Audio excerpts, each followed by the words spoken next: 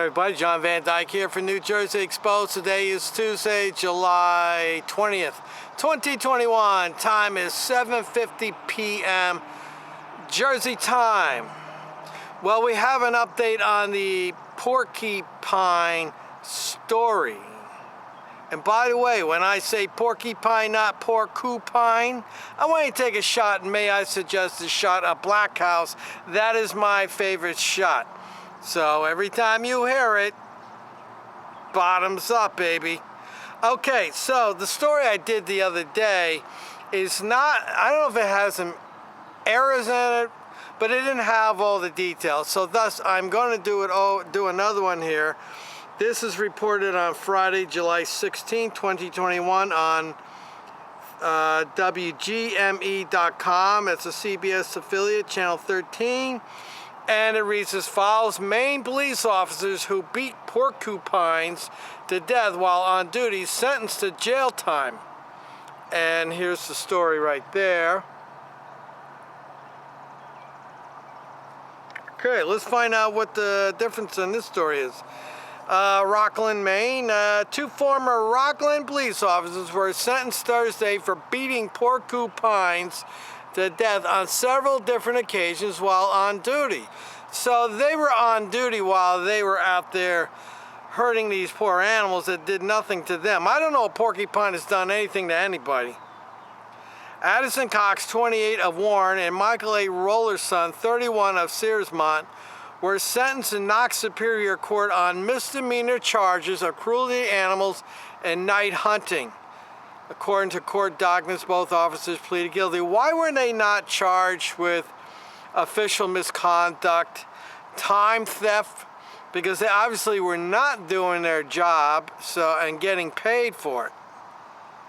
How many people out there can go out of your way and do what you want while you're on the clock and get paid?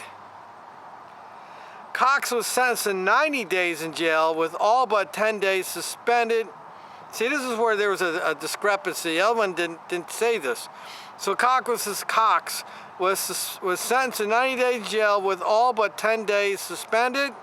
He was fined $1,000 and was placed on administrative release for 6 months, during which he's barred from applying for jobs in law enforcement and must complete 100 hours of community service, court documents state. Rollerson was sentenced to 270 days in jail with all but 20 days suspended. So, okay, so here's what happened. So Cox got 90 days in jail, but he's only going to do all but 10 suspended. So he's only doing 10 days out of 90. Rollerson got 270 days, but he's only going to be doing 20 of those days. So why bother? I mean, what is the what happens? What hoop does he have to jump through in order to not have to do the complete thing? I think they should have spent all the goddamn days in jail.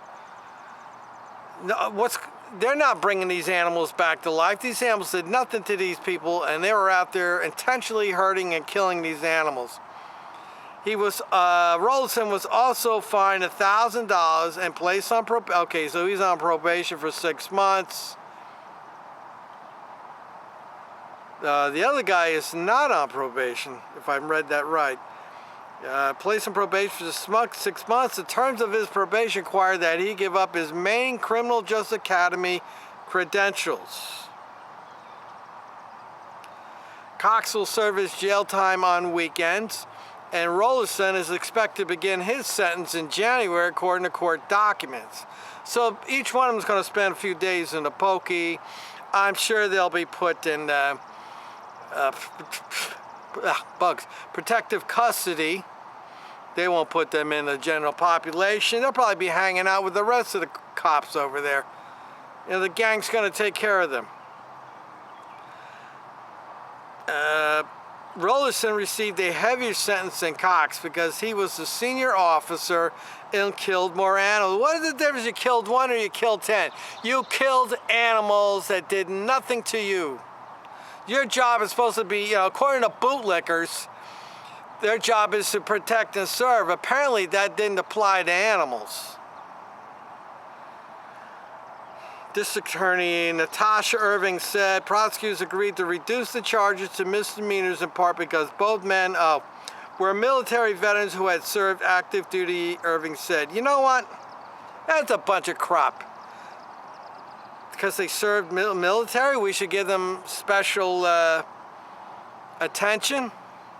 That's BS. See, again, they get sweetheart deals. And again, this just reinforces my saying that you can't hire police who have been in the military, all right? I'm sorry, no disrespect to veterans out there and those serving in the military, but I am absolutely 100% against anybody who served in the military to be in law enforcement. Because in the military, you're trained to kill. And we don't want officers who are trained to kill. Rollinson has previously told investigators he has, oh, here we go, get the tears out, get the tissues. Rollinson has previously told investigators he has post-traumatic stress disorder from serving in the Marine Corps in Afghanistan. All right, well, once again, just reaffirming what I say. Cox also served the Marine Corps in Afghanistan. Irving said both men are receiving treatment from the Veterans Administration. Well, I guess they had no problem. The traumatic syndrome was not affecting them when they applied for the job of being a police officer. Now, I'm not minimizing what they did over there. I'm not taking that away from them.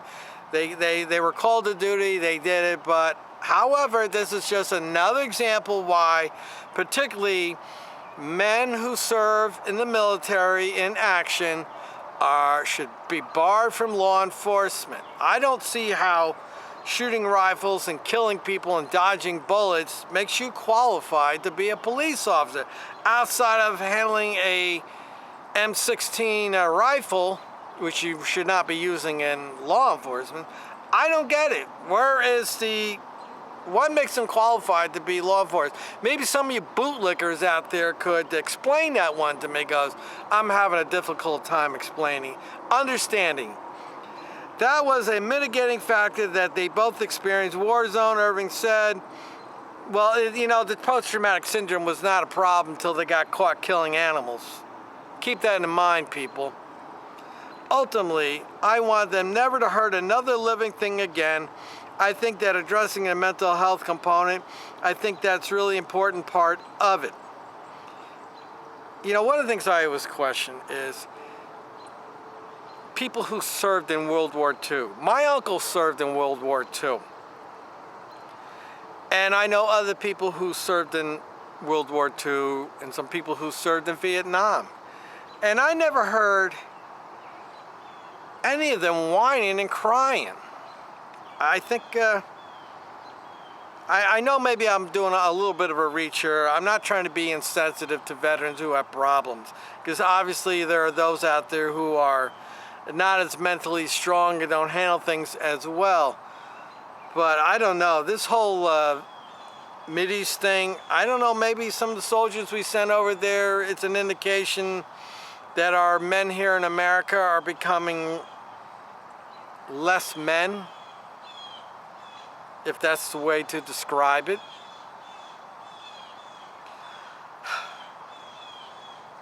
In late August, the animal abuse was revealed after another officer reported the killings to superiors.